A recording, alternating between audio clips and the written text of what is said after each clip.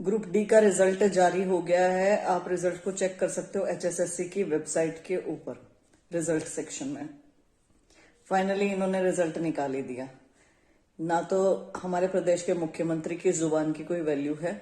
मुख्यमंत्री बोलते रहे कि ग्रुप सी का पहले रिजल्ट जारी करेंगे, बाद में ग्रुप डी का करेंगे, ताकि कट ऑफ कम चली जाए, सबको रोजगार मिले। तो ये सारे हैं जुमले, ये सारे बस टाइम पास करने के लिए बात बोलते हैं। बाद में खुद अपनी कही हुई बातें भूल जाते हैं, उसके ऊपर मिट्टी डाल देते हैं, और ये वही करते हैं जो युवाओं के विरुद्ध हो। सोच के तो इन्होंने शायद ये रिजल्ट ऐसे दिया होगा कि भाई जैसे इन्होंने 2019 वाले चुनाव में फायदा उठा लिया था ग्रुप डी का, वैसे अब लोकसभा चुनाव में मिल जाएगा फायदा हरियाणा से ग्रुप डी का। लेकिन ऐसा होगा नहीं, क्योंकि इस बार युवा आपको साफ तौर पे बार बार बता रहे थे, चेता रहे थे कि ग्रुप सी का रिजल्ट पहले दो। ग्रुप सी का रिजल्ट तुम पहले दोगे तो ग्रुप डी की कट ऑफ ऑटोमेटिकली कम आ जाएगी, क्योंकि कॉमन बच्चे बैठे हुए हैं। अब ये जो बच्चे ग्रुप डी में सिलेक्ट हुए हैं, कल को ये ग्रुप सी में सिलेक्ट हो जाएंगे, ग्रुप डी खाली बचगी। टीजीटी का पहले दे सकते थे तुम लोग।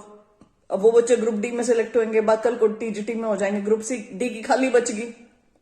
महिलाएं जो आपके एचएसएससी के दफ्तर के बाहर बिस्तर लगा के बैठी हुई हैं, उनके पेरेंट्स बैठे हुए हैं, उनकी प्रॉब्लम तो सॉल्व नहीं करी जाती।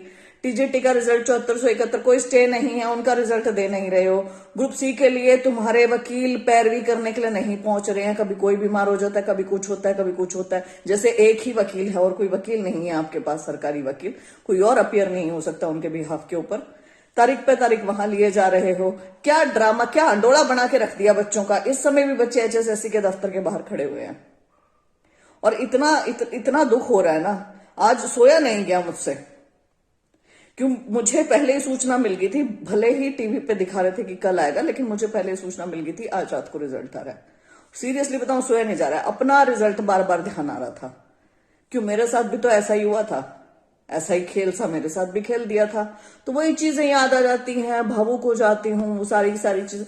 क्यों? क्योंकि युवाओं का ना आपने खेल बना दिया है।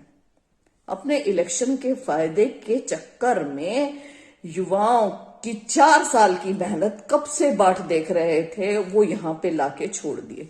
इतनी high cut off group D की, इतनी ज्यादा कट ऑफ आई हुई है, कमाल हो गया। और इसमें से हरियाणा के कितने बच्चे हैं ये बताने का कष्ट करेंगे, ये भी शायद नहीं हमें कभी पता चलेगा। तो ये जो इन्होंने मजाक किया है ना हरियाणा के बच्चों के साथ, जिस भी मंशा के साथ, आपकी मंशा जानता है हरियाणा का युवा, ठीक, और सबक सिखाएगा आपको। आपने जो हरियाणा के बच्चों के साथ किया है, हरियाणा के बच्चे, हरियाणा के युवा वही आपके साथ करेंगे। छोटी सी मांग थी, ग्रुप सी का पहले दे दो, टीजीटी का पहले दे दो, यस और नो का ऑप्शन खोल दो, कृपया करके ये 3 मांगे मान लो।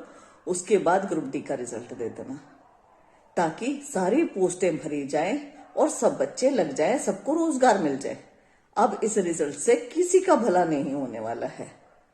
सब प्रताड़ित हैं, सब अगले रिजल्ट्स की बाट देखेंगे बैठकर। और ग्रुप डी तो खाली होना है। पहले से जो ग्रुप डी लगाए हैं उनके तो आपसे समाधान हुए नहीं, उनके तबादले पोर्टल तो उनकी खोल के उनका तो कुछ चेंज किया नहीं गया। अब ये नहीं,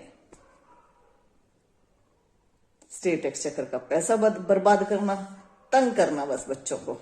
जो चीज करनी चाहिए थी वो की नहीं, जो नहीं करनी चाहिए थी वो भाग के कर दी। अब अपनी पीठ भी थपथपाएंगे, अपनी खुद तारीफों के पुल बांधेंगे, कसीदे पर कसीदे पढ़े जाएंगे। मीडिया इनका है ही, उसके बारे में कुछ भी छपवाते रहो, कुछ भी कहते रहो। एक भी बच्चा हरियाणा में आपके इस फैसले से खुश नहीं होगा आज। पता है मुझे, जानती हूं मैं। I have been through it and I know it. जब भावना पूरे प्रदेश के बच्चों की ये थी ना कि पहले ग्रुप सी का दे दो, तो ग्रुप सी का देना था। थोपते नहीं है चीजें। सरकार हो आप, राजा नहीं हो कहीं के, डिक्टेटर नहीं हो। ऐसा नहीं है कि कभी राजगद्दी से उतरोगे ही नहीं। ये जो तुम्हारे फैसले हैं ना, ये उतारेंगे तुम्हें।